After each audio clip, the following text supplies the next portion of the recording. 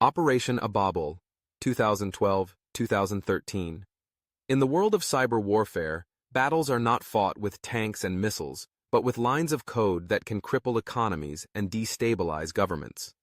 Between 2012 and 2013, the United States witnessed one of the most relentless waves of cyber attacks ever recorded, an operation that targeted the heart of America's financial system.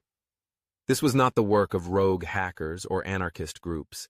This was Operation Ababil, a sophisticated cyber campaign allegedly orchestrated by Iranian hackers with direct ties to the Islamic Revolutionary Guard Corps, IRGC. The goal? To bring Wall Street to its knees. The attacks began in September 2012, with little warning. Major American financial institutions, including Bank of America, J.P. Morgan Chase, Wells Fargo, Citigroup, and PNC Bank, found their websites under siege. Customers attempting to access their accounts were met with frozen screens and error messages. Billions of dollars were at stake as panic rippled through the financial sector. But what was happening behind the scenes was far more alarming, a coordinated distributed denial of service, DDoS attack that overwhelmed these institutions' servers, rendering their websites virtually unusable. DDoS attacks are not new, but Operation Ababil was different. This wasn't just a one-time strike. It was a relentless onslaught, lasting for months and occurring in multiple waves. The attackers flooded the bank's servers with massive amounts of traffic, using a botnet called Brobot, which was capable of directing millions of requests per second. Brobot was not an ordinary botnet. It was a supercharged weapon designed to target high-value systems with surgical precision. And it worked. Each wave of attacks came with increasing sophistication.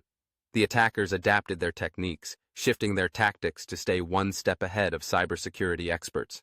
Just when defenders thought they had mitigated the threat, another wave of attacks would strike, often targeting different vulnerabilities. The scale and persistence of the operation left U.S. officials scrambling for answers. As the attacks continued to intensify, cybersecurity analysts began piecing together the puzzle. The fingerprints of the attackers pointed directly to Iran. U.S. intelligence agencies and cybersecurity firms traced the operation back to Iranian hacker groups allegedly operating under the direction of the IRGC. The motive? Retaliation. Months before the attacks began, the United States had imposed severe sanctions on Iran over its nuclear program, crippling the Iranian economy. The sanctions, combined with covert cyber operations like the infamous Stuxnet attack that targeted Iran's nuclear facilities, had infuriated Tehran. Operation Ababil was Iran's way of striking back, by targeting America's financial nerve center. But why target the banking system? The answer lies in the heart of Iran's strategic thinking.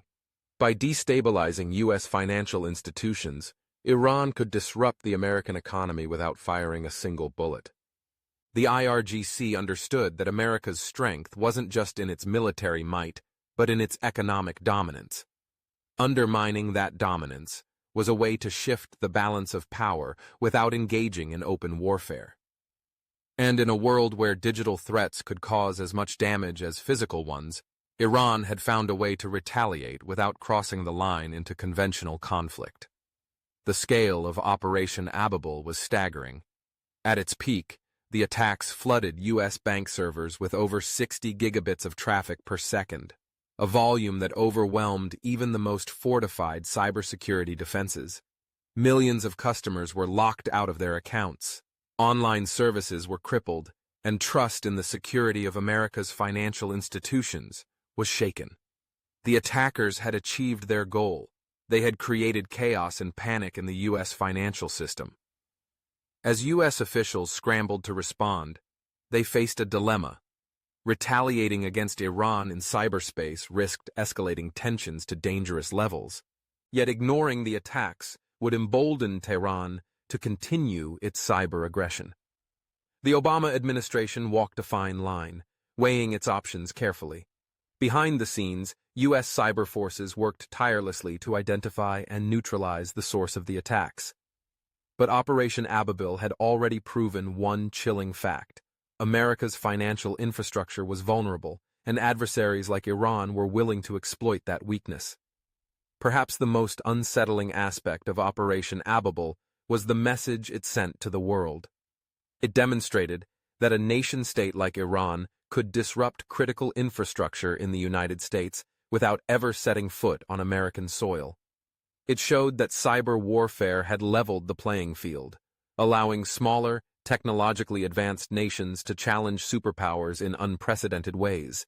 And it highlighted the uncomfortable truth that in the digital age, a few lines of malicious code could be as dangerous as a missile strike. The aftermath of Operation Ababil left U.S. officials and cybersecurity experts reeling. While the attacks eventually subsided, the scars they left on America's financial system lingered. The operation exposed gaping vulnerabilities in the country's cyber defenses and forced the U.S. government to rethink its approach to cybersecurity. Financial institutions poured billions of dollars into fortifying their systems, but the threat of future attacks loomed large.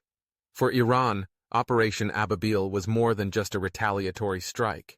It was a demonstration of capability. It sent a clear signal to Washington that Iran had the means and the will to retaliate in cyberspace if provoked.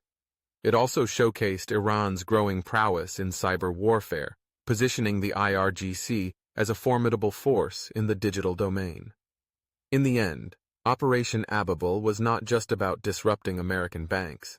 It was about rewriting the rules of modern warfare. It was a stark reminder that in today's interconnected world, the greatest threats may not come from missiles or bombs, but from invisible adversaries wielding digital weapons that can cripple nations from thousands of miles away.